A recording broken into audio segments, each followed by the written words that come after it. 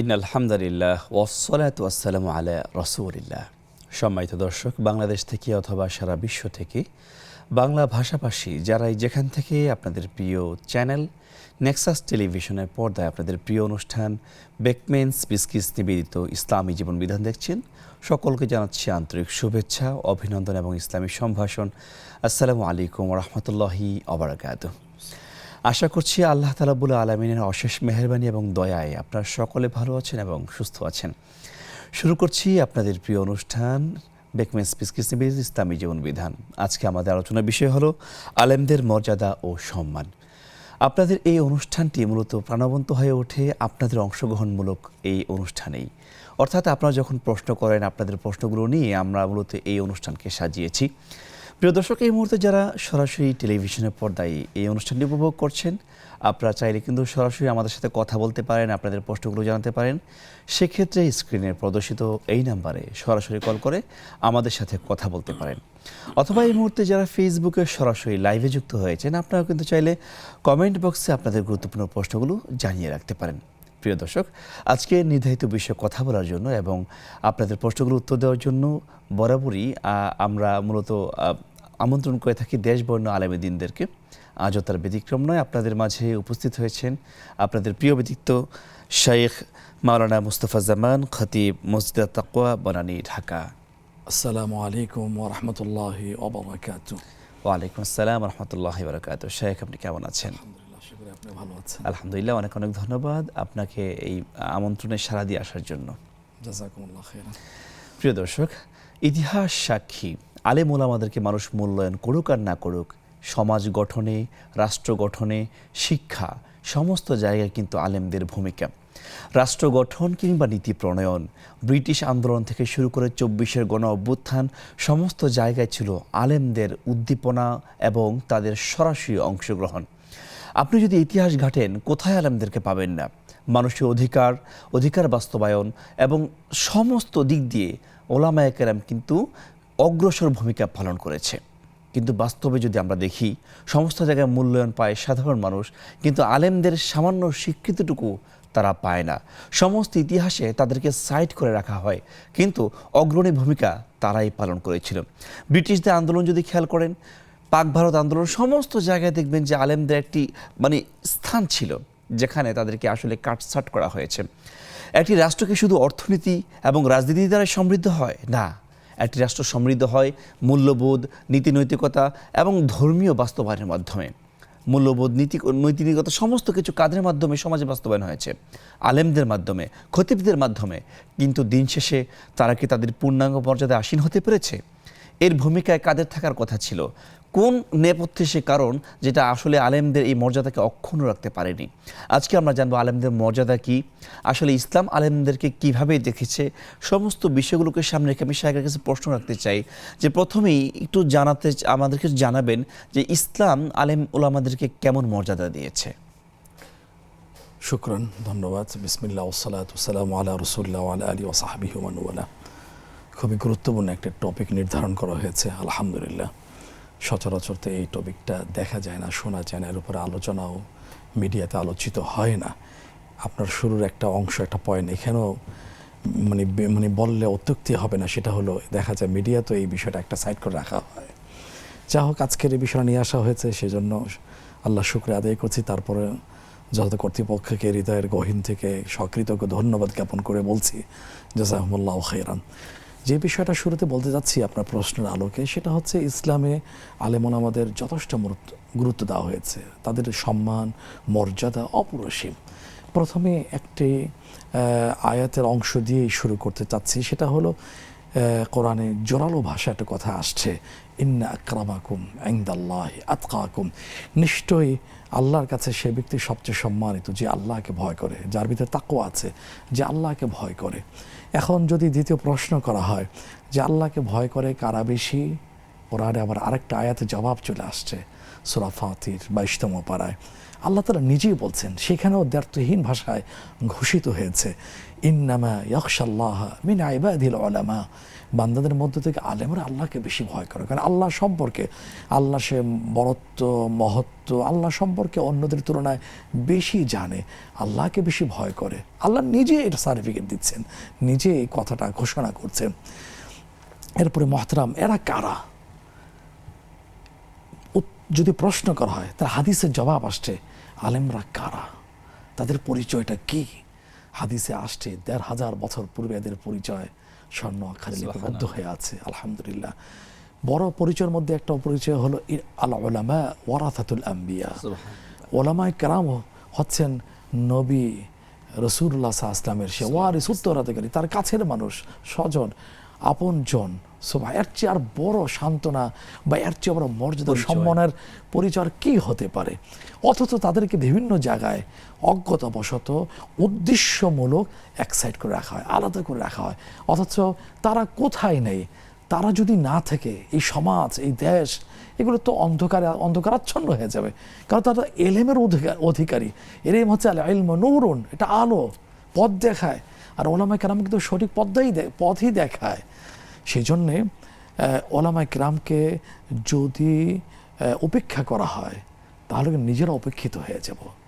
ওলামায়ে কেরামকে যদি যত মর্যাদা না দেওয়া হয়, তাহলে পরকারান্তরে রাসূল সাল্লাল্লাহু আলাইহি ওয়াসাল্লামকে মর্যাদা না দেওয়াই হয়ে থাকবে। আপনি দেখুন না, মানুষ দিশা পায় কোথায়? প্রত্যেকটা মানুষ কোনো না কোনো আলেমের কাছে কিন্তু দ্বারস্থ হয়, প্রশ্ন করে থাকে, প্রশ্ন উত্তর জেনে থাকে, পথের দিশা পেয়ে থাকে। আর ওলামায়ে কেরামই তো এটা জবাব দিয়ে থাকবেন। আর মানুষের প্রতি নির্দেশনাই আসছে যে ওলামায়ে কেরামকে প্রশ্ন করবে, তার কাছ থেকে জেনে জ্ঞানে সমৃদ্ধ হবে, সঠিক পথ। হ্যাঁ, আল্লাহ নিজেই বলছেন, ফাসআলু আহলা যিকরি ইন কুনতুম তা'লামুন। আহলু যিকরি কারা? তাফসীরের মধ্যে আসছে আহলুল ইলম, যারা প্রকৃত জ্ঞানী, তারাই হচ্ছে আলেম। তাদেরকে জিজ্ঞেস করতে কে বলেছেন? আল্লাহ সুবহানাহু ওয়া তাআলা। আপনি যদি তাদেরকে জিজ্ঞেস না করেন, মানুষ যদি তাদেরকে জিজ্ঞেস না করে, কি বলবো, রামশ্যাম যদুমদেরকে জিজ্ঞেস করে, তাহলে কিন্তু ভুল পথে পরিচালিত হবে। মান দাল্লা ওয়া আদাল্লা, নিজে তো পথ ভ্রষ্ট হবেই, অন্যকে পথ ভ্রষ্ট করে ফেলবে। সেই জন্য তাদেরকে জিজ্ঞেস করার কথা রাসূল সাল্লাল্লাহু আলাইহি ওয়াসাল্লাম বলেছেন। আর এদের মর্যাদা আল্লাহ আরও আরেক জায়গায় বলেছেন, যে সূরা মুজাদালা ২৮তম পারা, হাফিজে কোরআন কারীমের ২য় পৃষ্ঠার শেষে আসছে, ইয়ারফাইল্লাহুল্লাযীনা আমানু মিনকুম ওয়াল্লাযীনা উতুল ইলমা দারাজাত। আল্লাহ সুবহানাহু ওয়া তাআলা নিজে বলছেন, তোমাদের মধ্য থেকে যাদেরকে ইলম দেওয়া হয়েছে, যারা ঈমান এনেছে, যাদেরকে ইলম দেওয়া হয়েছে, জ্ঞান দেওয়া হয়েছে, তাদেরকে আল্লাহ পাক উপরে উঠিয়ে নেন। সুবহানাল্লাহ, আল্লাহ উঠিয়ে নেন, তাদের মর্যাদা দেন। আর যাদেরকে ইলম দেওয়া হয়েছে তারা তো মর্যাদাবান, তারা আর যাদেরকে ইলম দেওয়া হয়নি, যারা এই বড় নিয়ামত থেকে মাহরুম হয়েছে, বঞ্চিত হয়েছে, তারা কি কখনো সমান হবে? জবাব কোরআন দিয়েছে ১৫০০ বছর পূর্বে, হাল ইয়াস্তাউল্লাযীনা ইয়ালামুন ওয়াল্লাযীনা লা ইয়ালামুন। এই দুশ্রেণীর মানুষ কখনো সমান হতে পারে না। আবার বিভিন্ন শব্দ দিয়ে এটা আরও স্পষ্ট করা হয়েছে, আমা ইয়াস্তাউল আমা ওয়াল বসীর ওয়ালা যুলুমাতু ওয়ালা নূর ওয়ালা যিল ওয়ালা, এখানে বিভিন্ন শব্দ, হ্যাঁ, বিভিন্ন শব্দ দিয়ে আল্লাহ পাক এখানে আলেমদেরকে, জ্ঞানীদেরকে আলাদা করে দিয়েছেন। কখনো হতে পারে না। আল্লাহ মর্যাদা দিলেন, রাসূল ইসলামকে এই নিয়ামতে ভূষিত করলেন, সমস্ত নবীরা এইটা দিয়ে সমৃদ্ধ হলেন। সর্বশেষ নবী, সেরা নবী, বিশ্ব নবী, রাহমাতুল আলামিন জনাবে মুহাম্মদ রাসূলুল্লাহ সাল্লাল্লাহু আলাইহি ওয়াসাল্লাম এটা দিয়েই মর্যাদাবান হলেন। তার এইটার উত্তরাধিকারী যারা হবে তারা মর্যাদাবান। তো কিভাবে আমি উপেক্ষিত করছি? এই বিষয়ে আমরা ফিরে আসছি, একটা প্রশ্ন নিয়ে ইনশাআল্লাহ। আসসালামু আলাইকুম ওয়া রাহমাতুল্লাহি ওয়া বারাকাতুহু। ওয়ালাইকুম আসসালাম ওয়া রাহমাতুল্লাহ। ধন্যবাদ মাওলানা মেহেদী হাসান সাহেব, ধন্যবাদ আমার প্রিয় ব্যক্তিত্ব মোস্তফা জামান সাহেব। খুব ভালো লাগে ওনার কথা, আল্লাহ ওনার দীর্ঘায়ু করুক। আমার প্রশ্ন হচ্ছে, স্যার মেহেদী হাসান সাহেব দুঃখ করে বললেন আলেমদের বিষয়ে। আসলে আমরা দেখেন, একজন আলেম আমার বাড়ি থেকে পাবনা ৪৫ কিলোমিটার। যদি একজন শুনি যে একজন আলেম কথাবার্তা বলবে, তার মুখটা দেখার জন্য, তার মুখের কথা শুনি আমরা হাজার হাজার লোক কিন্তু সেখানে গাড়ি রিজার্ভ করে যাই। আমাদের যদি কেউ মারা যায় তখন আলেম লাগে, যান যখন বাড়ানি ভাবা তখন আমরা আলেমদেরকে ডাকি, এবং বিভিন্ন বিষয়ে আমরা আলমগীরদেরকে শ্রদ্ধা বোধ করি। আমার মোবাইলে যদি ১০০০ নাম্বার থাকে, তার ৪০০ নাম্বারই আলেমদের আছে। অতএব আমার প্রশ্ন হচ্ছে যে আলেমদের মর্যাদা এখনো আছে, থাকবে, এবং আল্লাহ এটা দিবে। অবশ্যই আমি প্রশ্ন করতে চাচ্ছিলাম যে আলেমদের সম্মান করলেই বরং আল্লাহকে সম্মান করা হয়। এই বিষয়টা আমি একজন আলেমের মুখে শুনেছি, এটা হাদিস কোরআন দ্বারা প্রমাণিত কিনা। আচ্ছা আচ্ছা। আচ্ছা, 2 নম্বর প্রশ্ন হচ্ছে মদের বিষয়। মদের যে সরকার অনুমোদন দেয়, সেক্ষেত্রে একজন যে ব্যবসা করে, এই ব্যবসাটা তার বৈধ হয় কিনা, কথা বোঝা যাচ্ছে স্যার? জি, কথা বুঝতে পারছেন? বুঝতে পারছি, মদের লাইসেন্সের ব্যবসাটা বৈধ কিনা। হ্যাঁ জি জি জি। আর 3 নম্বর প্রশ্ন নেন, যে এটা হয়তো বললি ভুল হলি স্যার, অবশ্যই ক্ষমাশীল দর্শিত, আমাদের প্রশ্ন ভুল হতে পারে, আমরা সাধারণ মানুষ। যৌনচার বিষয়ে বিভিন্ন মুদিখানার দোকানে, বিভিন্ন হোমিওপ্যাথিক দোকানে, অ্যালোপ্যাথিক দোকানে যৌনের ওষুধ গাদি, এই ইয়ং ছেলেরা এইগুলি বেশি খায়। এগুলি খাওয়া কতটা জায়েজ হয় কিনা এবং খাওয়ার শারীরিক ক্ষতি তো অবশ্যই, এবং এরা জায়েজ হয় কিনা তা জানাবেন। আসসালামু আলাইকুম। আপনার প্রশ্ন বুঝতে পেরেছি। আমাদের সাথে আরেকজন দর্শক যুক্ত হয়েছেন। আসসালামু আলাইকুম রহমতুল্লাহি ওয়া বারাকাতুহু। জি, ওয়ালাইকুম আসসালাম ওয়া রাহমাতুল্লাহি ওয়া বারাকাতুহু। আমি নীলা বলছিলাম পাবনা থেকে। স্যারের কাছে কোশ্চেন হচ্ছে, স্যার সূরা মুলক ঘুমানোর আগে পড়াটা উত্তম শুনেছি, তো আমি যদি না পড়ে ফোনে তেলাওয়াত শুনি তাহলে কি হলো, সওয়াব পাবো? আচ্ছা, এটা একটু বলবেন। জি বুঝতে পারছি। আমাদের সাথে আরেকজন দর্শক যুক্ত হয়েছেন। আসসালামু আলাইকুম রহমতুল্লাহি ওয়া বারাকাতুহু। হ্যালো, আসসালামু আলাইকুম। ওয়ালাইকুম আসসালাম, শুনতে পাচ্ছি। প্রিয় দর্শক, প্রশ্নটি করুন। হুজুর, আমি রংপুরের পীরগঞ্জ থেকে লাভলি বলছিলাম। জি, আমার প্রশ্ন হচ্ছে রোজা সম্পর্কে, মহরমের 2টা রোজা রাখতে হবে না একটা রোজা রাখলে হবে? আচ্ছা, জি আপনার প্রশ্ন আর বুঝতে দ্বিতীয় পেরেছি। প্রশ্ন হচ্ছে, আমাদের এখানে স্থানীয় মসজিদে ওয়াক্তের অনেক পরে 10 থেকে 15-20 মিনিট পরে আজান দেয়। আমি কি আজানের অপেক্ষায় থাকবো না তার আগে নামাজ আদায় করে নিব? আচ্ছা, বুঝতে আর পেরেছি। যদি নামাজের পরে কি আমি আজানের জবাব দিতে পারবো? জি বোন, হুজুর, আপনার আরেকটা প্রশ্নটি প্রশ্ন, বুঝতে পেরেছি ক্লিয়ার ভাবেই, আরেকটা ইনশাআল্লাহ। প্রশ্ন হচ্ছে, অবশ্যই। আমাদের এলাকায় দেখি গ্রামে মানুষ আম কুড়িয়ে খান অন্যের গাছের। হ্যাঁ, এটা কি পাত্র সারিয়ে সম্ভব হবে না গুনাহ হবে নাকি যারা কুড়িয়ে খান? আচ্ছা, আপনার প্রশ্ন বুঝতে পেরেছি। আমাদের সাথে থাকুন, ইনশাআল্লাহ উত্তর পেয়ে যাবেন। জি শেখ, আপনি বলছিলেন যে আসলে আল্লাহ তাআলা রাব্বুল আলামিন এই যে জ্ঞানের মাধ্যমে প্রত্যেক নবীদেরকে সম্মানিত করেছেন এবং সর্বশেষ আমাদের নবীকে সম্মানিত করেছেন, এবং কোরআনে আয়াত নাজিল করলেন যে কখনো মূর্খতা জ্ঞান এক হতে পারে না, ইলম এবং মানে অন্ধকার কখনো এক হতে পারে না। যে বিষয়গুলো বলছিলেন, যে আলেমদের সম্মানে যে নবী করিম সাল্লাল্লাহু আলাইহি ওয়াসাল্লাম বলেছেন যে আলেমরা হচ্ছে নবীদের ওয়ারিস, আসলে এই ওয়ারিস বলতে কি বোঝানো হয়েছে যদি একটু ক্লিয়ার করতেন। সুন্দর কথা বলছেন। এই কথাটা হাদিসই জবাব দেওয়া হয়েছে, সেটা হলো আল উলামা ওয়ারাসাতুল আম্বিয়া ইন্নামা ওয়ারাসু আল ইলম লাম ইওয়ারিসু দিনার ওয়ালা দিরহামা। নবী করিম সাল্লাল্লাহু আলাইহি ওয়াসাল্লাম জ্ঞান যেটা আছে আল্লাহ পাক দিয়েছেন, যেটা আল্লাহর একটা সিফাত, গুণবাচক নাম আছে আল আল্লাম আলিমুল গায়বি ওয়াশ শাহাদা, সেটা আল্লাহ তাআলা তাকে দিয়েছেন। এটা জ্ঞান, বিশেষ জ্ঞান, যেটা দিয়ে জান্নাত জাহান্নামের পথ চেনা যায়, সিরাতে মুস্তাকিম চেনা যায়, মানে হালাল হারামের পার্থক্য নিরূপণ করা যায়। এই সম্পদের অধিকারী বানিয়েছেন এলেম। কারণ তো উনি দুনিয়া থেকে বিদায় হওয়ার সময় কোনো সম্পদ রেখে যাননি, যেটা আমরা বুঝে থাকি স্থাবর অস্থাবর সম্পত্তি বলতে। এলেম রেখে গেছেন। সুতরাং ওই পথে যারা চলছেন, ওই এলেমের অধিকারী যারা হবেন, ওই বিশেষ জ্ঞানের অধিকারী যারা হবেন, গভীর জ্ঞানের অধিকারী যারা হবেন, পাণ্ডিত্য অর্জন করবেন, অভিজ্ঞ হবেন, তারাই নবীর ওয়ারিস।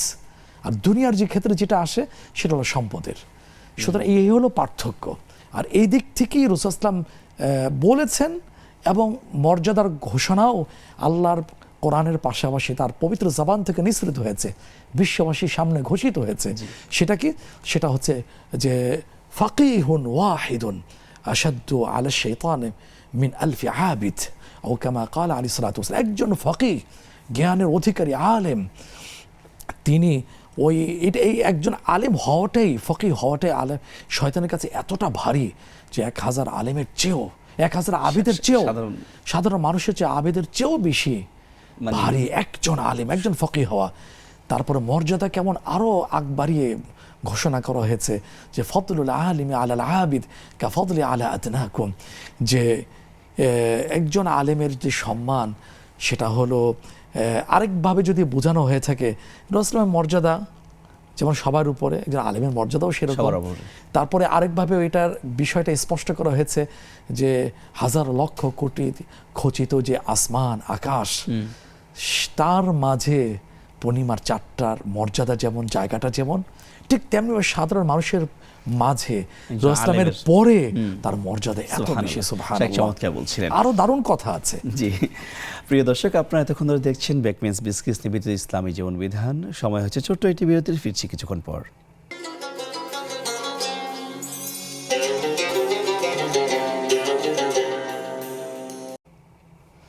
আসসালামু আলাইকুম রহমতুল্লাহি বারাকাতুহ। প্রিয় দর্শক, বিরতির পর আবারও স্বাগত জানাচ্ছি। আপনারা দেখছেন বেকমেন্স বিস্কিটস নিবেদিত ইসলামী জীবন বিধান।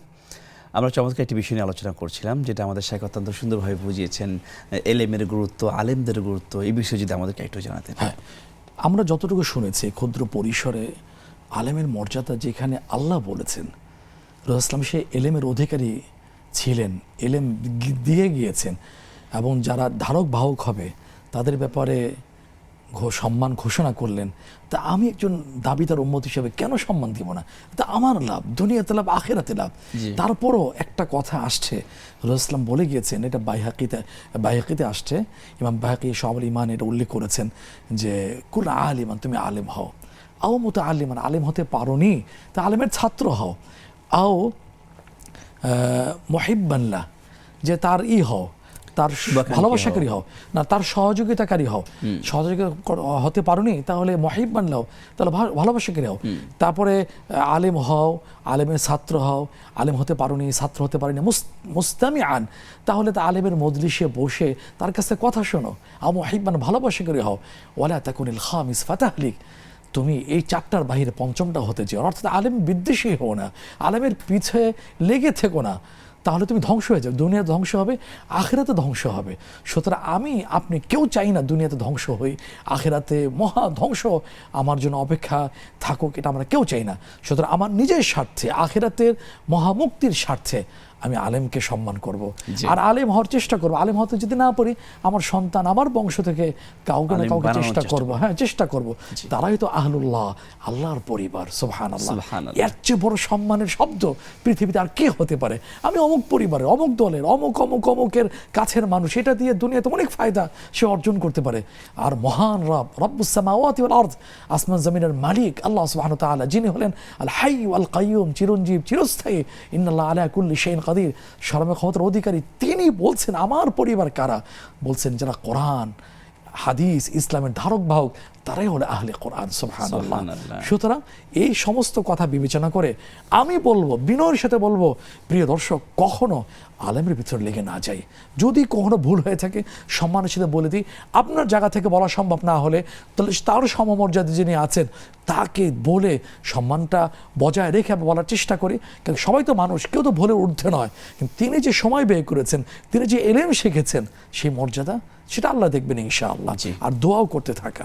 জি স্যার, আমাদের সাথে আরেকজন দর্শক যুক্ত হয়েছেন। আসসালামু আলাইকুম রহমতুল্লাহি বারাকাতুহ। ওয়ালাইকুম আসসালাম। হ্যালো, আসসালামু আলাইকুম। আমি চট্টগ্রাম থেকে জেসিকা বলছিলাম। ওয়ালাইকুম আসসালাম রহমতুল্লাহ। জি বলুন। আমি আজকে তো আপনারা আলেম সম্পর্কে আলোচনা করছেন, আমি দুইটা প্রশ্ন করতে চাই। একটা হচ্ছে, জি, এখন বর্তমান অবস্থায় আমরা যেহেতু ফেসবুক সোশ্যাল লাইফ লিড করি, তো সেখানে দেখা যায় যে আমাদেরকে অনেক আলেমরা হচ্ছে বিভিন্নভাবে গাইড করে। তো ওরা খুব সমালোচনা এমন ভাবে করে, একদম হচ্ছে খুব গায়ে লাগার মতো করে যাদেরকে নিয়ে সমালোচনা করে, কিন্তু কিছুদিন পর দেখা যায় তারাই সেই কাজগুলো করে, ঠিক আছে? এবং তখন তারা যখন যে এই কাজগুলো করে, তখন কিন্তু তারা তাদের মতো করে আবার ফতোয়া দিয়ে সেটা জায়েজ করার চেষ্টা করে। তো সেক্ষেত্রে তাদের শাস্তিটা কি হবে? আর আরেকটা প্রশ্ন হচ্ছে, যারা রেগুলার তাহাজ্জুদ পড়ে, তারা যদি পিওর অবস্থায় ওই তাহাজ্জুদের সময় উঠে যদি সূরা, দোয়া, কালাম এগুলো পড়ে, সেটা কি হবে কিনা? তারপর 3 নম্বর প্রশ্ন হচ্ছে, চুল বিক্রি করার যে ইয়াটা, সেটা কি জায়েজ আছে কিনা ইসলামে? আচ্ছা, আপনার প্রশ্ন বুঝতে পেরেছি প্রিয় বোন, আমাদের সাথে থাকবেন, ইনশাআল্লাহ উত্তর পেয়ে যাবেন। আমাদের সাথে আরেকজন দর্শক যুক্ত হয়েছেন। আসসালামু আলাইকুম রহমতুল্লাহি বারাকাতুহ।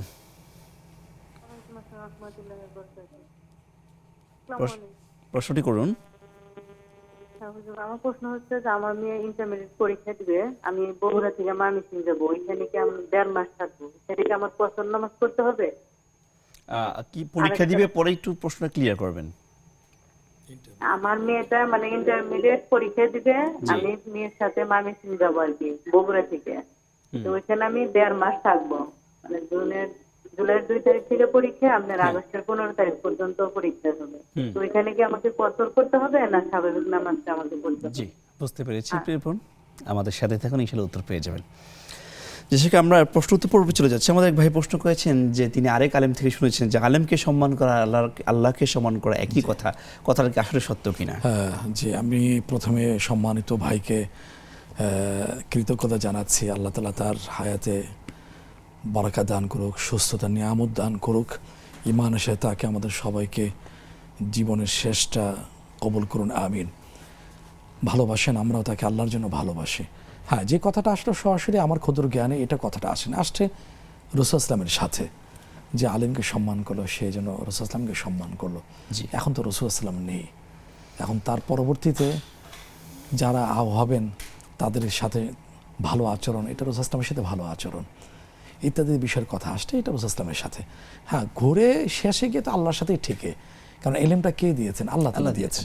রাসূল ইসলামকে সম্মান করা, আল্লাহকে সম্মান করা, রসুলকে আনুগত্য করা, সেটা তো প্রকার আল্লাহকে আনুগত্য করা শামিল, ওইটা দূরে গিয়ে হবে, কিন্তু সরাসরি প্রথমে কি মূলত আলেমকে সম্মান করা হচ্ছে আল্লাহর পক্ষ থেকে জ্ঞানকে ধারণ করার কারণে, মূলত আল্লাহর জ্ঞানের কারণে বা কোরআনের কারণে তো মূলত আলেমকে সম্মান করা হয়। সেই প্রেক্ষিতে দৃষ্টিকোণ থেকে মনে হচ্ছে যে না, আলেমকে সম্মান করে আল্লাহকে সম্মান করা হয়। কিন্তু প্রথমে কথাটা আসছে রাসূল ইসলামের সাথে। জি, আমাদের একইভাবে প্রশ্ন করেছেন যে আমাদের দেশে বা বিভিন্ন দেশে তো মদের লাইসেন্স দেওয়া হয়, তো লাইসেন্স দেওয়া মানে হচ্ছে বৈধতা, তাহলে এই লাইসেন্স প্রাপ্ত ব্যবসা করা যাবে কিনা? না, যেটা হারাম কোরআনের ট্যাক্স দিয়ে সেটা তো হারামই, সেটা ব্যবসা করা, এটার সাথে সম্পৃক্ত হয়, এটা হারাম, বর্জনীয়।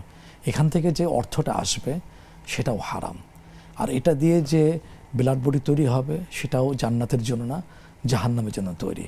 আর এটার উপর ভিত্তি করে ইবাদত যে করা হবে সেটা আল্লাহ কবুল করবেন না, কারণ এই বিষয়গুলো হাদিসে স্পষ্ট করে দেওয়া হয়েছে। যেমন হাদিসে আসছে ইন্নাল্লাহ তাইয়্যিব লা ইয়াকবালু ইল্লা তাইয়্যিবা, আল্লাহ পবিত্র, অর্থাৎ হালাল, হারাম না। পবিত্র হলো হালাল আর হারাম হলো অপবিত্র। সুতরাং আল্লাহ পাক তাইয়্যিব, পবিত্র, লা ইয়াকবালু ইল্লা তাইয়্যিবা, হালাল ছাড়া অন্যটা কবুল করেন না। সুতরাং বান্দার ক্ষেত্রে যেটা হারাম সুস্পষ্ট, মদের কথাই নিয়ে আসছে, এটা তো কঠোরভাবে হারাম। সেক্ষেত্রে ওইটা দিয়ে যে সংসার পরিচালনা করবে, নিজে খাবে, নিজের ব্লাড বডি তৈরি হবে, ওইটার ভিত্তিতে যে ইবাদত করবে সেটাও কবুল করবে না, যেহেতু আমরা একটু আগে হাদিস থেকে শুনলাম। পরিণতিটা কী হবে সেটা হলো ছোট্ট কথায় বলে গিয়েছেন, সেটা হলো লা ইয়াদখুলুল জান্নাতা জাসাদুন গুযিয়া বিল হারাম, ওই বডিটা, ওই দেহটা জান্নাতে যাবে না যেটা হারাম দিয়ে গঠিত হয়েছে। আর ওই যে আমরা কথাটা বললাম, শুনলাম, ইবাদত করলে, দোয়া করলে সেটাও কবুল হবে না। হাদিসে আসছে দীর্ঘ পথ সফর করেছে, আবার আরেক যে বর্ণনা আসছে মক্কা শরীফে আসছে, কাবা শরীফে আসছে, দোয়া করছে, গিলাফত করছে, কাবার দেয়ালও স্পর্শ করছে, দোয়া করছে, কবুল হচ্ছে না কেন? তার এই যে বডিটা হারাম দিয়ে তৈরি, তার পোশাকটা হারাম দিয়ে কেনা, হ্যাঁ, পুরাটাই হলো হারাম দিয়ে তৈরি, যার কারণে এটা দিয়ে কোনো দোয়ার সাড়া দেওয়া হচ্ছে না। জি, সুতরাং লাইসেন্স, বৈধতা দেওয়া। আর যে হাদিসে আরেকটা কঠিনভাবে আসছে, যেটা আল্লাহ হালাল করেছেন এটাকে হারাম করা, আর যেটা হারাম করেছেন সেটাকে হালাল করা, সেটা যতই সংগরিষ্ঠতে হোক না কেন ওইটা হারামই থাকবে। আর এটা যে করবে, এই দৃষ্টতা যে যারা দেখিয়েছে, দেখাচ্ছে বা দেখাবে, হাদিসে আসছে ফাকাদ হারামাল্লাহু আলাইহিল জান্নাহ, আল্লাহ পাক তাদের জন্য জান্নাত হারাম করে দিবেন। নাউযুবিল্লাহ। আমাদের সাথে আরেকজন দর্শক যুক্ত হয়েছেন। আসসালামু আলাইকুম ওয়া রাহমাতুল্লাহি ওয়া বারাকাতুহু। দর্শক শুনতে পাচ্ছেন? হ্যালো, জি, আসসালামু আলাইকুম। হ্যালো। জি, প্রিয় দর্শক, আপনাকে শুনতে পাচ্ছি, আপনার প্রশ্নটি করুন। আমার প্রশ্নটি হলো যে এই তাহাজ্জুদের নামাজ কি এসার পরে পড়া যাবে কিনা? তাহাজ্জুদের নামাজ এসার পরে কি পড়া যাবে? একটা পরে পড়া যাবে কিনা, তাই তো? বা এশার পরে পড়া যাবে, আচ্ছা, বুঝতে পেরেছি। হ্যাঁ, বুঝতে পেরেছি, এশার পরে তাহাজ্জুদের নামাজ পড়া যাবে কিনা আমাদের সাথে থেকে ইনশাআল্লাহ উত্তর পেয়ে যাবেন। যে সেখানে আমরা পরবর্তী প্রশ্ন চলে যাচ্ছি। আমাদের একইভাবে প্রশ্ন করেছেন যে যৌন উত্তেজক বা মানে যৌন শক্তি বৃদ্ধি করার জন্য যে ওষুধ সেবন করা, এটা বৈধ কিনা? আসলে এখন ব্যাপার হচ্ছে কি, এই ব্যাপারে তো যদি অসুস্থতা চলে আসে চিকিৎসা গ্রহণ করার নির্দেশনা আছে। এটা তো মানি ও মালিকুল জাসাদ, শরীরের রাজা। এটা যদি নষ্ট হয়ে যায়, যে কোনো কারণে হোক না কেন, চিকিৎসা গ্রহণের নির্দেশনা হাদিসে আসছে। দাম্পত্য জীবনের ক্ষেত্রে একজন মহিলা সাহাবী এসে রাসূলুল্লাহ সাল্লাল্লাহু আলাইহি ওয়াসাল্লাম কাছে বললেন, কাপড়ের কোনা দেখে একটা মানে কথাটা বুঝিয়েছিলেন। রাসূলুল্লাহ তো বুঝে গেলেন, স্বামীকে ডেকে বললেন, তোমাকে আমি এতদিন সময় দিলাম, তুমি চিকিৎসা করে সুস্থ হওয়ার চেষ্টা করো, যদি না হয় তো আমি সেপারেশন করে দেবো। এটা তার মানে একটা মৌলিক একটা অধিকার স্ত্রীর জন্য, আবার স্বামীর জন্য। এখন চিকিৎসা করাবে, যদি ডাক্তার বলে থাকে যে এটা আপনি খান, সেটা হতে পারে। আর যদি এমনি চিকিৎসা ছাড়া সাময়িক, সেটা ব্যাপারে তো ক্ষতি ছাড়া আর কিছু বয়ে নিয়ে আসবে না। সুতরাং ডাক্তার এখানে সমর্থন করবে না ইসলামও। জি। আর হারাম পথে যদি হয়ে থাকে তাহলে তো এটা আর কোনো মানে বলার অপেক্ষা রাখে না। এটা আসলে খুবই মারাত্মক বিষয়। কয়েকদিন আমরা নিউজও দেখেছিলাম যে বিভিন্ন অতিরিক্ত সেবনের কারণে এমন অবৈধ জায়গায় গিয়ে তিনি মৃত্যুবরণ করেছেন। নাউজুবিল্লাহ। আমাদের এক বোন প্রশ্ন করেছেন যে সূরা মুলক পড়া তো অবশ্যই সওয়াবের কাজ, এশারার পরে অনেকে পড়েন, কিন্তু তিনি যদি না পড়ে শুধু অডিও প্লে করে শুনেন, সেক্ষেত্রে ওটার ফজিলতটা পাবেন না, ওইটা পড়ার যে ফজিলত ওইটা আসবে না, শ্রবণের ফজিলত আসবে। সেটা তো কোরআনে আসছে, সূরা আনফাল আল্লাহ তাআলা নিজেই বলছেন, ওয়াইদা তুলিয়াত আলাইহিম আয়াতুহু যাদাতুহুম ঈমানা। যখন ঈমানদারদের পরিচয় দিতে গিয়ে বলছেন যে তাদের সামনে যখন কোরআন তেলাওয়াত করে শোনানো হয়, ঈমান বেড়ে যায়। এটা হলো একটা হলো বেড়ে যাওয়া, বৃদ্ধি পাওয়া, ঠিক আছে। আর একটা তেলাওয়াতের কথার সাথে জাহান্নাম থেকে মুক্তির সুসংবাদ দিয়েছিলেন রাসূলুল্লাহ সাল্লাল্লাহু আলাইহি ওয়াসাল্লাম। উনি বলছিলেন মানিআ, নিয়মিত যে সন্ধ্যার পরে ঘুমের আগে সূরা মুলক তেলাওয়াত করে যাবে, ওইটা জাহান্নাম থেকে বাঁচার জন্য বড় একটা উপায় হবে তেলাওয়াতের সাথে। জি। আমাদের পরবর্তী প্রশ্ন, আমাদের এক বোন প্রশ্ন করেছেন যে মুহররম মাসে যে রোজার কথা বলা হয়, সেটা কি একটা রাখলে হবে নাকি দুইটা রাখলে হবে? সুন্দর কথা। প্রথমে যে কথাটা আসবে, এটা তো একটা সম্মানিত মাস, মিনহা আরবাআতুন হুরুম, সূরা তাওবা 10ম পারা 11তম পৃষ্ঠার শেষ আয়াতে আসছে মিনহা আরবাআতুন হুরুম। রমাদানের পরে 4টা মাস বিশেষভাবে সম্মানিত, তার মধ্যে ইসলামিক ক্যালেন্ডারের প্রথম মাস হলো মুহররম। এই ব্যাপারে হাদিস আসছে যে আফদালুস সিয়াম বা'দা রমাদান শাহরুল্লাহিল মুহররম, ও কামা ক্বাল আলাইহিস সালাতু ওয়াস সালাম। রমাদানের পরে যে মাসে রোজা সবচেয়ে বেশি সম্মানিত, আল্লাহর কাছে প্রিয়, সর্বোত্তম, সেটা মুহররমের মাসা, মুহররম মাসের রোজা। এরপরে আশুরাকে কেন্দ্র করে, আশুরা আরবি শব্দ যার শাব্দিক অর্থ হলো দশম। এই 10ম তারিখের রোজার ব্যাপারে শুধু পার্থক্য হচ্ছে একটা রোজা না রাখা, 2টা রোজা রাখা। মেন রোজা হলো 10ম তারিখ, আর একটা রোজা রাখা মাকরুহ। বছরের অন্য সময় একটা রোজা রাখা কিন্তু মাকরুহ না, বছরের অন্য সময় একটা রোজা রাখা যায়, কিন্তু আশুরা রোজা একটা রোজা রাখা মাকরুহ। কেন? যেহেতু ইহুদিরা এই দিন রোজা রাখে, তাদের বিপরীত করার জন্য খালিফুল ইয়াহুদ ওয়ান নাসারা হাদিসে আসছে, বৈপরীত্য করার জন্য রাসূলুল্লাহ সাল্লাল্লাহু আরেকটা রোজা রাখো। এখন প্রশ্ন হতে পারে রাসূলুল্লাহ কি 2টা রেখেছিলেন? রাসূলুল্লাহ একটা রেখেছিলেন। যখন তিনি প্রশ্ন সম্মুখীন হলেন, জিজ্ঞাসিত হলেন যে আপনি না বলেন ইহুদি নাসারাদের ইবাদতের ক্ষেত্রে বিপরীত করার জন্য, তখন রাসূলুল্লাহ বলছেন যে আমি যদি আগামী বছর বেঁচে থাকি লাসুমান্না তাসিয়া, তাহলে আমি 10 তারিখের সাথে 9ম তারিখটা রোজা রাখবো। কিন্তু আগামী বছর এই কথা বলার আগে, আগামী বছর আগে আল্লাহ পাক তাকে দুনিয়া থেকে উঠিয়ে নিয়েছেন। কিন্তু ঘোষণা তো আছে, তার বক্তব্য তো বলবৎ আছে। এই জন্য চেষ্টা করা 2টা রোজা রাখা, কিন্তু মেন রোজা 10ম তারিখে, হয়তো 9-10 না হলে 10, 9-10 না 10। আর এই বছর এই যে আসন্ন বৃহস্পতিবার, জুমাবার, না হলে জুমাবার, শনিবার। লাভটাকে যেহেতু মনে প্রশ্ন করে না, হয়তো সপ্ত মনে সপ্ত প্রশ্ন থাকতে পারে, এই রোজা রাখার মাধ্যমে ফজিলতটা কি, বিগত 1 বছরের গুনাহ আল্লাহ তাআলা মাফ করে দেবেন। সুবহানাল্লাহ। এক চমৎকার বলছিলেন। প্রিয় দর্শক, আপনারা উপভোগ করছেন বেকম্যানস বিসকিস নিবেদিত ইসলামী জীবন বিধান। আমরা ছোট্ট একটি বিরতিতে যাচ্ছি, কিছুক্ষণ পরে ফিরছি।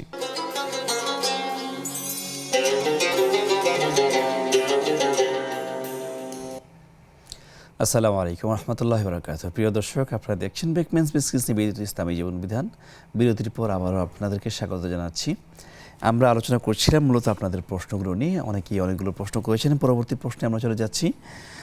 আমাদের এক বোন প্রশ্ন করেছেন, তিনি যেখানে থাকেন সেই স্থানীয় মসজিদে আশেপাশে অন্যান্য মসজিদ থেকে একটু দেরিতে আজান দেয়। এখন প্রশ্ন হচ্ছে যে তিনি আসলে তার স্থানীয় মসজিদে আজান হওয়ার আগে নামাজ পড়তে পারবেন কিনা, এবং আগে নামাজ এবং পরবর্তীতে তার স্থানীয় মসজিদে আজান হওয়ার পর সে আজানের জবাব দিতে পারবেন কিনা। হ্যাঁ, কথা উত্তর একটা শব্দতে, সেটা হলো আজানের সাথে না, ওয়াক্তের সাথে। এটা আল্লাহ নিজেই বলছেন। নামাজের যে এতগুলো ফরজের মধ্যে অন্যতম ফরজ হলো ওয়াক্ত মতো টাইমলি নামাজ পড়া। এটাই আল্লাহর বিধান। সূরা নিসা 5ম পারা হাফিজে কোরআন কারীমের 14তম পৃষ্ঠা আসছে খুব শক্ত ভাষায়, যেন কোনো অস্পষ্টতা না থাকে। দেখেন যে অস্পষ্ট তৈরি হয়ে যাচ্ছে, প্রশ্ন উকি দিচ্ছে, ইন্না সালাতা কানাত আলাল মুমিনিনা কিতাবাম মাওকুতা। নামাজটা ফরজ কখন? ওই যে সুনির্ধারিত সময়ের মধ্যে, আজান হোক বা না হোক, এই সময় এসে আমার যদি অ্যাপ থাকে নামাজ রক্ত শুরু হয়েছে, আমি পড়তে পারি। কোনো সমস্যা নেই। আমাদের বাংলাদেশে মহতারাম শুধু একটা মাসে 2টা ওয়াক্তের আজানটা টাইমলি হয়, সেটা হলো মাহে রমাদানে ফজরের আজান, মাগরিবের আজান। বাকি সময় এরা মহাদেশ সাহেবগণ দেখা যায় টাইমলি দিতে পারেন না, হয়ে আসে নাই, এভাবেই অবস্থা তৈরি হয়েছে।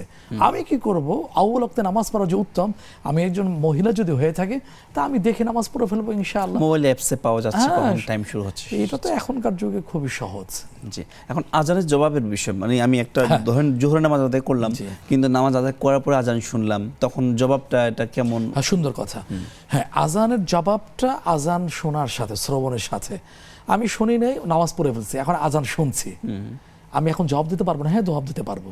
মানে আজানের জবাব দেওয়ার কাজটা তো আজানের সাথেই সম্পৃক্ত। সবই ঠিক আছে, কিন্তু নামাজটা তো ওয়াক্তের সাথে। আমি তো শুনতে পাই না, আমি অ্যাপসের মাধ্যমে দেখেছি, জেনেছি, এরপরে আমল করেছি, ওয়াক্ত হয়েছে, আমি নামাজ পড়ে ফেলছি।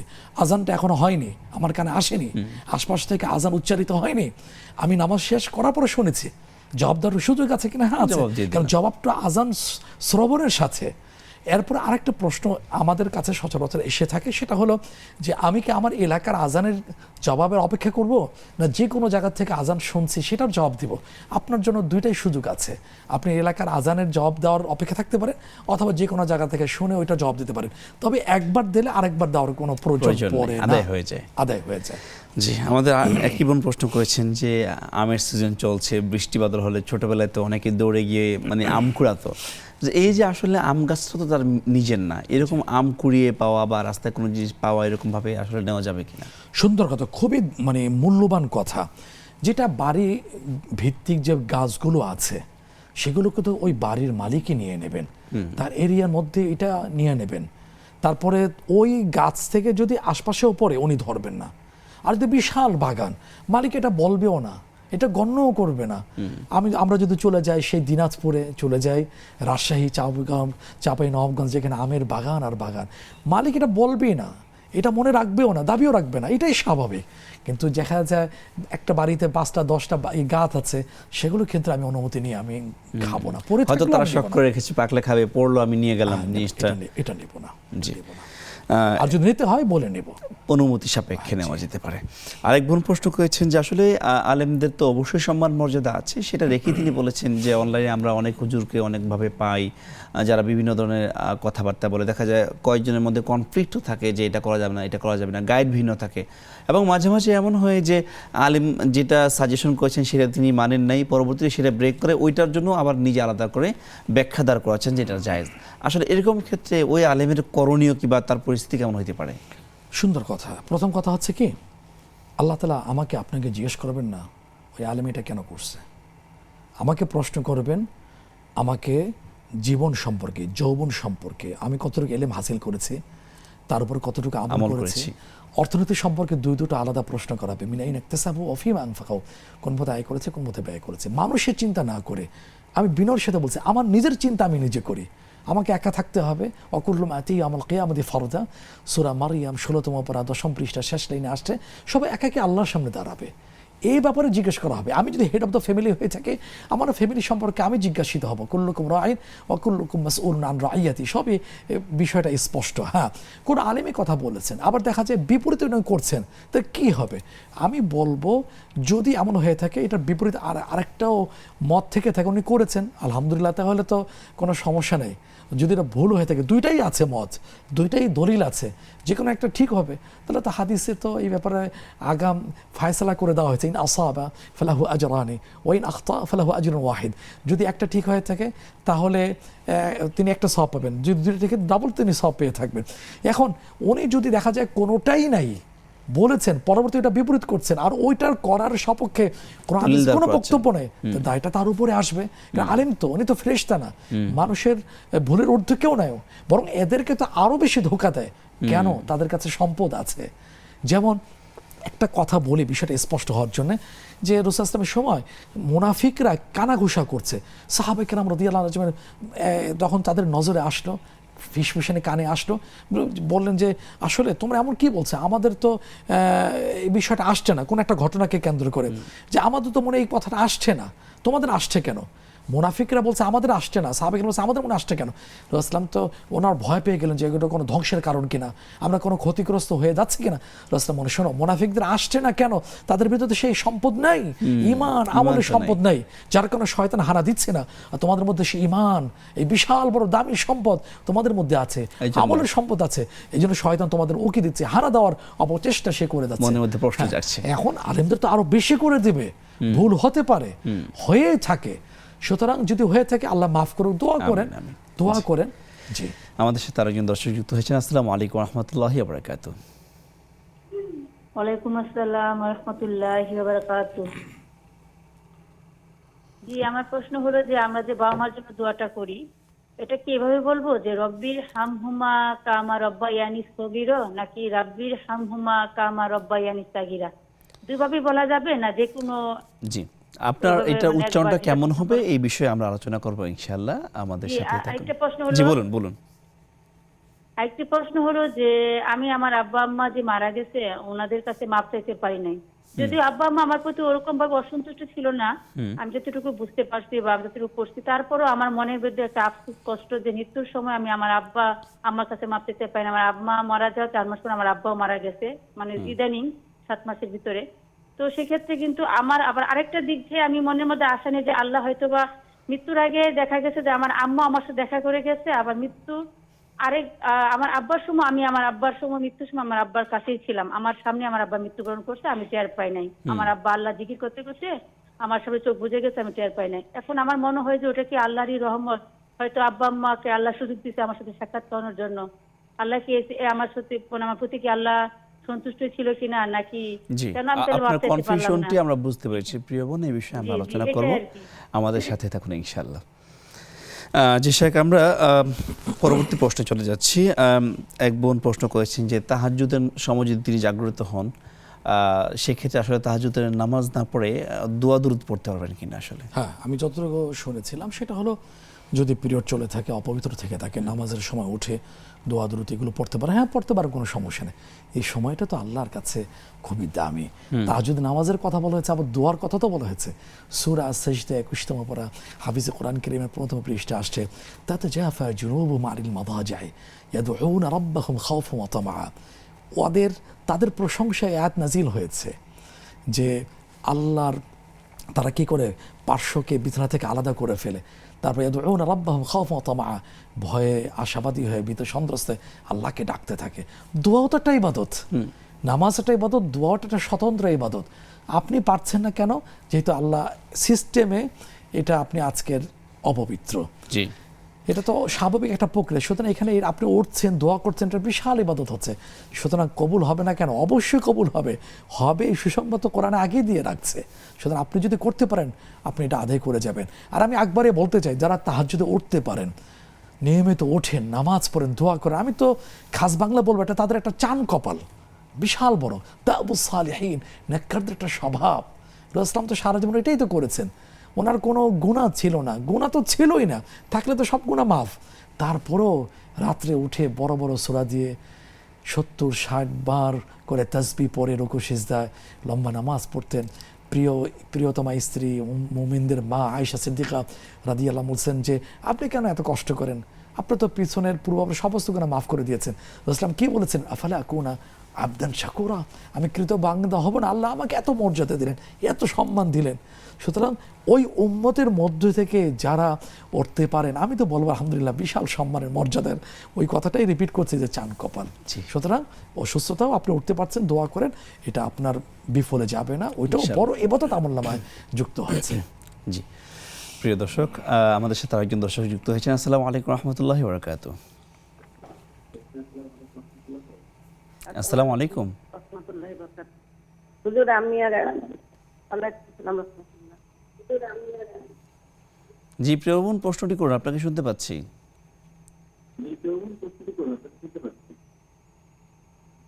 আসসালামু আলাইকুম। হ্যালো, জি, আপনাকে শুনতে পাচ্ছি, প্রশ্নটি করুন।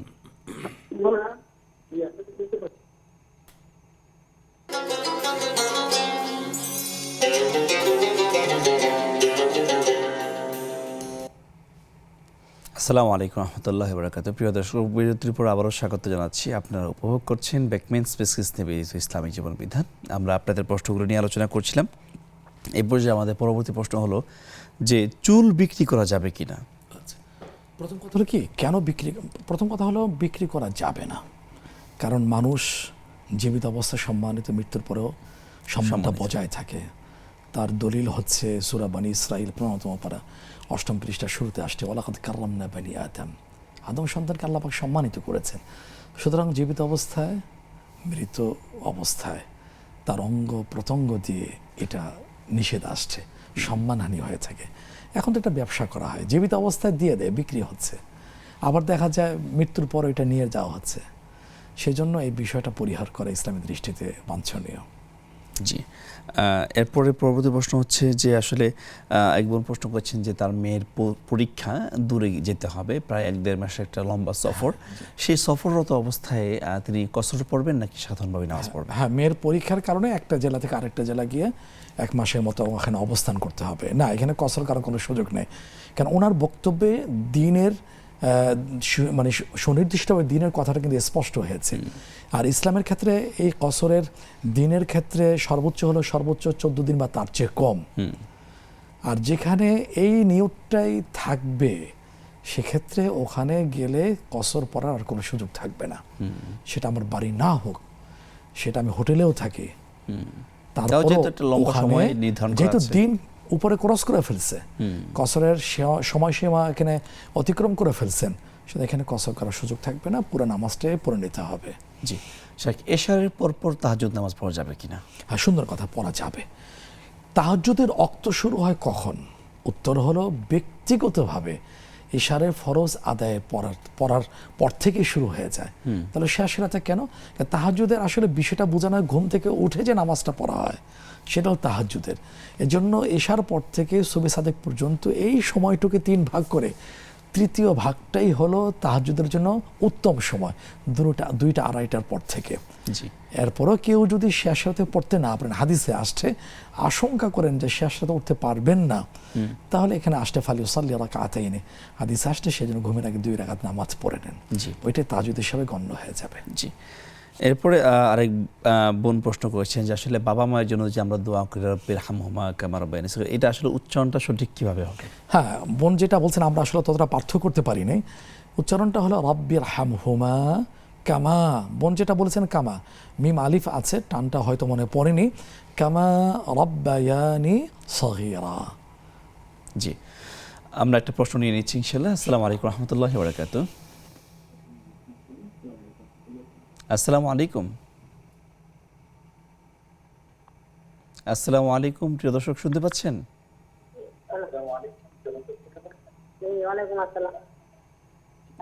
জি, আপনাকে শুনতে পাচ্ছি, প্রশ্নটি করুন। জি, বলছি যে আমার 2টা ছেলে আছে। তো যখন বড় ছেলে হয়েছিল তখন আমরা মাদ্রাসায় পড়াতে চেয়েছিলাম, দেখা পারিবারিক সমস্যার কারণে পারিনি। আবার ছোট একটা ছেলে হয়েছে, সেটাকেও পারিনি। তখন কি করণীয়? জি, আপনার প্রশ্ন বুঝতে পেরেছি, ইনশাআল্লাহ আমাদের সাথে থাকুন, উত্তর পেয়ে যাবেন। জি শেখ, আমরা একটু পরবর্তী প্রশ্ন চলে যাচ্ছি। আমাদের বোন প্রশ্ন করেছিলেন যে তার বাবা মা মারা গিয়েছেন, এখন তার মনে খুবই কনফিউশন যে আমি তো বাবা মার কাছে সেবার জন্য ক্ষমা চাইতে পারিনি। তবে তিনি মনে করছেন যে না, তার বাবা মা মূলত তার প্রতি অসন্তুষ্ট ছিল না, কিন্তু তার মনে আক্ষেপ হচ্ছে যে আমি তো ক্ষমা চাইতে পারলাম না। তিনি কি করতে পারেন আসলে? হ্যাঁ, যদি মনে এমন হয়ে থাকে যে মার সাথে এরকম খারাপ আচরণ করেছি, অসৎ আচরণ করেছি, পাইনি, তাহলে দোয়া করতে থাকা। আর করে থাকলেও হক কিন্তু শেষ হয়ে যায় না। এই ব্যাপারে তো রাসূল ইসলামকে প্রশ্ন করা হয়েছিল, আমার বাবা মা নেই, এখনো কি আমার উপর হক আছে কিনা? রাসূল ইসলাম বলেছেন হক আছে। আর দোয়া করে যেতে হয়। এই যে একটু আগে আমরা বলেছিলাম মা বাবার জন্য শেখানো বিখ্যাত ছোট্ট প্রিয় দোয়া, রব্বির হামহুমা কামা রাব্বায়ানি সগীরা, সূরা বানী ইসরাঈল 15 পারা 3য় পৃষ্ঠা আসছে। আরও আসছে সূরা নূহের শেষে রব্বিগফিরলি ওয়া লিওয়ালিদাইয়া, সূরা ইব্রাহিম 13তম পারা 19তম পৃষ্ঠা আসছে। এই দোয়া করে যাওয়া, বাংলা ভাষায় দোয়া করতে থাকা। তারপর আরেকটা করণীয় কথা বলছেন আল ইস্তিগফার, ক্ষমা প্রার্থনা করে। আল্লাহ, মা বাবা তো মানুষ ছিল, মানবীয় গুণের কারণে যে ভুল ভ্রান্তি আছে তুমি ক্ষমা করে দাও। তারপর আরও কিছু করণীয় আছে, সেটা হলো মা বাবার যদি কোনো হক অনাদায় থেকে থাকে তাহলে সেটা আদায় করা, হক্কুল্লাহ, হক্কুল ইবাদ, বান্দার হক, আল্লাহর হক, সেটা সর্বোচ্চ চেষ্টা করা হকগুলো আদায় করে যাওয়া। আরেকটা করণীয় হলো মা বাবার যদি জীবদ্দশায় বৈধ কোনো প্রতিশ্রুতি অপূর্ণ থেকে থাকে, চেষ্টা করা সেটা পূর্ণ করে ফেলা। সর্বশেষ করণীয় হলো যেটা টাকা ছাড়া, কষ্ট ছাড়া সহজে উপকার পৌঁছানো যায়, নিজে উপকৃত হওয়া যায়, সেটা হলো মার দিকের আত্মীয়, বাবার দিকে রক্ত সম্পর্ক তো আছে, মায়ের মাধ্যমে যে আত্মীয়গুলো হয়, খালা, মামা, এদের সাথে ভালো আচরণ করা। তারপরে তাদের জীবদ্দশায় বন্ধু বান্ধবী যারা ছিলেন, মায়ের বান্ধবী, বাবার যে বন্ধু বান্ধব যাদের সাথে ওঠা বসা করতেন, রক্ত সম্পর্ক তো আত্মীয় আছে, চাচা আছে, ফুপু আছেন, ভালো আচরণ করা। এর মাধ্যমেও তারা এটা উপকৃত হন এবং নিজেও উপকৃত হতে থাকেন। জি, আমাদের একটি প্রশ্ন আসছিল যে বোন তার 2জন ছেলে ছিল, মাদ্রাসায় পড়াতে চেয়েছেন, আসলে কাউকে পারেননি।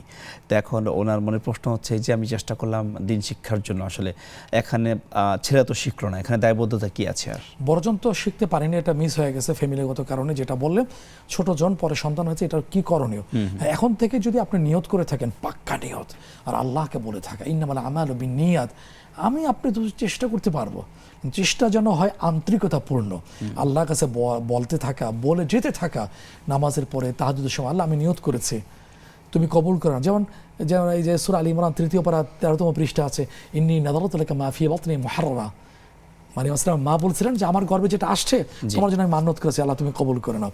এখন আল্লাহর কাছে দোয়া করতে থাকা, দোয়া করে যেতে থাকা, আর এই সন্তানকে ছোট্টবেলা থেকে দিনই পরিবেশ এবং কথা বলতে যখন শিখবে 1-2টা শব্দ, তখনই কালিমা তুলে দেওয়া, দিনই পরিবেশটা তৈরি করা ঘরের মধ্যে, তারপরে ছোট্টবেলা থেকে তার হুজুর, তার উস্তাদ, ওইভাবে করতে থাকা, দুনিয়াবি আকর্ষণীয় বিষয়গুলো তার সামনে উপস্থাপন না করা, ব্যক্তি পরিবেশ সবগুলো থেকে দূরে রাখার চেষ্টা করা, আল্লাহ দোয়া করে যেতে থাকা ইনশাআল্লাহ, আর এর মাধ্যমে আল্লাহ পাক ইনশাআল্লাহ কবুল করবেন। জি শেখ, মুহররম মাসে বিশেষ করে আশুরাতে আসলে অনেকে দেখা যায় মানে খিচুড়ি রান্না করে এবং বিলি করে, আসলে এইটা অনেকে মনে করে থাকে যে এটা মুহররমের সাথে একটা সংযুক্ত বিষয়। আসলে এই মুহররমের খিচুড়ি এটার সাথে আসলে কোনো ইসলামের সম্পর্ক আছে কিনা? খুবই দারুণ কথা বলেছেন। কষ্ট করছে, আমল করছে, আর বিদআত, খোরাফাত এগুলোর কারণে যে আমল বিনষ্ট হয়ে যায়, তাহলে তো বাংলা ভাষায় বলে আমও গেল, সালাও চলে গেল। জি, মুহররম সম্মানিত মাস, এই মাসের করণীয় হচ্ছে একটা রোজা রাখা। আর এখন এই মাসকে কেন্দ্র করে যেই কুসংস্কার চালু হয়েছে, যেটা বলে খিচুড়ি, ড্যাক ইত্যাদি ইত্যাদি, এটার সাথে মুহররমের কোনো সম্পর্ক নেই। এগুলো করার মধ্য দিয়ে সম্মানিত মাসকে অসম্মান করা হবে। সুতরাং এগুলো থেকে বিরত থাকতে হবে আমার ঈমান সুরক্ষার স্বার্থে। জি, শেখ চমৎকার বলছিলেন। আমরা সবগুলো প্রশ্নের জবাবই দিয়েছি আলহামদুলিল্লাহ। আমরা একটু আমাদের নির্ধারিত বিষয়ে আলোচনা করতে যাচ্ছি। এখানে আসলে আলেমদের সম্মান এবং মর্যাদা নিয়ে মূলত আমরা কথা বলেছিলাম। আসলে আলেম তো কয়েক প্রকার হতে পারে, যেমন দুনিয়াবি আলেম যারা অনেক দেখা যায় খুব ভালো জ্ঞান অর্জন করেছে। আসলে জ্ঞান যে আলো, যেটা আপনি বলেছেন জ্ঞান হচ্ছে আলো, আসলে দুনিয়াবি জ্ঞান কেউ যদি অর্জন করে সেটাও কি আলোকিত হতে পারে কিনা? হ্যাঁ, সেটা হতে পারে। সবই জ্ঞান ইসলামের জ্ঞান, ভালো জ্ঞানগুলো সব ইসলামের জ্ঞান। যেখানেই পাওয়া যাবে দালাতুল মুমিন, হাদিসে আসলে মুমিনের হারানো ধন, সেখান থেকে শিখে নেওয়া। কিন্তু যে জ্ঞান আল্লাহকে চেনায় না, আখেরাতের পথ ভুলিয়ে দেয়, শয়তানের পথে পরিচালিত করে, সেটা তো জ্ঞান, তো কোনো জ্ঞানই নেই। এটা তো আস্থা করে নিক্ষিপ্ত হওয়ার মতো বিষয়। আর সঠিক জ্ঞানটাই হলো মানুষকে আল্লাহর পথে ধাবিত করে। আমি একটা ছোট্ট কথা বনি ইসরায়েলের ঘটনা থেকে একটু বলি, ছোট্ট ঘটনা। সেটা হলো যে একজন মানুষ 99 জন মানুষকে হত্যা করেছে। প্রকৃত জ্ঞান নাই এমন ব্যক্তির কাছে গিয়েছে, কেউ তাদেরকে পথ দেখায়নি, বরং উল্টো তাদেরকে হত্যা করেছে ওই ব্যক্তি। শততম বিষয়, শততম ব্যক্তির ক্ষেত্রে যখন গেলেন, তার কাছে প্রকৃত জ্ঞানটা ছিল, সঠিক জ্ঞানটা, এলেমটা ছিল। উনি বললেন, কেন তোমার হতাশ হচ্ছ কেন? তুমি এখনো তওবা করো, আল্লাহ তোমার সঙ্গে মাফ করে দেবেন। সুতরাং সঠিক জ্ঞানটাই হলো একটা মুখ্য বিষয়। সুতরাং যে জ্ঞান আমাকে দুর্নীতি করা শেখায়, যে জ্ঞান আমাকে দেশকে ধ্বংসের দিকে মানে শিখায়, যে জ্ঞান আমাকে দেশকে বিলিয়ে দিয়ে, দেশকে বিপদে ফেলে দিয়ে, জনগণকে বিপদে ফেলে দিয়ে, অন্য ধর্ম লোকদেরকে উস্কে দিয়ে, ওই জ্ঞান, ওই পলিসি, এটা কোনো জ্ঞান হলো? এটা তো হলো অপজ্ঞান। সুতরাং ওই জ্ঞান ইসলামের জ্ঞান হতে পারে না। এই জন্য রাসূল সাল্লাল্লাহু আলাইহি ওয়াসাল্লাম কিন্তু সকাল সন্ধ্যা ৪২টির মধ্যে এই কথাটাও বলতেন, উনি কি ভুল পথে প্রচালিত হবে? নিশ্চয়ই না। উম্মতকে শিক্ষা দেওয়ার জন্য আমি পড়ছি, উম্মত তুমি কেন পড়বে না? এই কথাটা হাদিসে আসছে পড়ার জন্য, শেখার জন্য, যে আল্লাহুম্মা ইন্নী আসআলুকা ইলমান নাফিআ, আল্লাহ তোমার কাছে উপকারী জ্ঞান চাই। তার মানে সব জ্ঞান কিন্তু উপকারী নয়, সব জ্ঞান আল্লাহর কাছে গ্রহণযোগ্যতা পাবে না, সব জ্ঞান আমাকে জান্নাতের পথ দেখাবে না, সব জ্ঞান আমাকে মহাশাস্তির জায়গা জাহান্নাম থেকে বাঁচাবে না। এই জন্য ইসলাম ওই সাথে একটা বিশেষণ লাগিয়ে যুক্ত করে বলেছেন, আল্লাহর কাছে দোয়া করতেন, আল্লাহুম্মা ইন্নী আসআলুকা ইলমান নাফিআ, আল্লাহ তুমি আমাকে উপকারী জ্ঞান দাও। আবার অন্য দোয়া আসছে, আল্লাহুম্মা ইন্নী আউযু বিকা ইলমিন লা ইয়ানফা, আল্লাহ তোমার কাছে সেই জ্ঞান থেকে আমি আশ্রয় চাই যে জ্ঞান কোনো উপকারে আসবে না। ওই যে তিনটা শব্দ, তিনটা বিষয় যুক্ত করে বলতেন, দ্বিতীয়টা বলি না হলে কথাটা অসম্পূর্ণ থেকে যায়। ওয়ারিজকান তাইয়্যিবা, আমাকে উত্তম রিজিক দাও, তোমার কাছে চাই। তারপর ওয়া আমালান মুতাকাব্বালা, আমল যোগ্য তুমি, তোমার কাছে আমল চাই। সুবহানাল্লাহ। সুতরাং সব জ্ঞান এমন জ্ঞান যেটা উপকারী, এমন রিজিক যেটা হালাল, এমন আমল যেটা কবুল হবে। কি সুন্দর চমৎকার দোয়া শিক্ষা দিয়েছে। হাদিসের পুরাণের দোয়াগুলো অল্প কথা ব্যাপক অর্থ বোঝায়। শেখ, আপনাকে অসংখ্য ধন্যবাদ জ্ঞাপন করছি টোটাল আজকে আমাদের যে আলোচনা করলেন, প্রশ্ন উত্তর দিলেন, এই সময়গুলো দেওয়ার জন্য। জাযাকুমুল্লাহ খাইরান। আলহামদুলিল্লাহ। প্রিয় দর্শক, আপনারা এতক্ষণ ধরে উপভোগ করছেন ব্যাকমেন্স বিসকিস নিবেদিত ইসলামী জীবন বিধান। আমরা চমৎকারভাবে আলোচনা শুরুছিলাম যে আলেমদের মর্যাদা এবং তাদের সম্মান আল্লাহ কেমন দিয়েছে। তার পাশাপাশি আপনার সমস্ত জিজ্ঞাসাগুলো আমরা তুলে ধরার চেষ্টা করেছি। আশা করছি সকলে আপনাদের উপযুক্ত জবাবগুলো পেয়েছেন। এতক্ষণ ধরে যারা আমাদের সাথে যুক্ত ছিলেন, অনুষ্ঠান দেখছেন, সকলকে অসংখ্য ধন্যবাদ জ্ঞাপন করছি। আমরা অনুষ্ঠানে একেবারে শেষ পর্যায়ে চলে এসেছি। মহান আল্লাহ রাব্বুল আলামিনের দরবারে আপনাদের সুস্বাস্থ্য কামনা করে আজকে এখানেই বিদায় নিচ্ছি। আসসালামু আলাইকুম ওয়া রাহমাতুল্লাহি ওয়া বারাকাতুহু।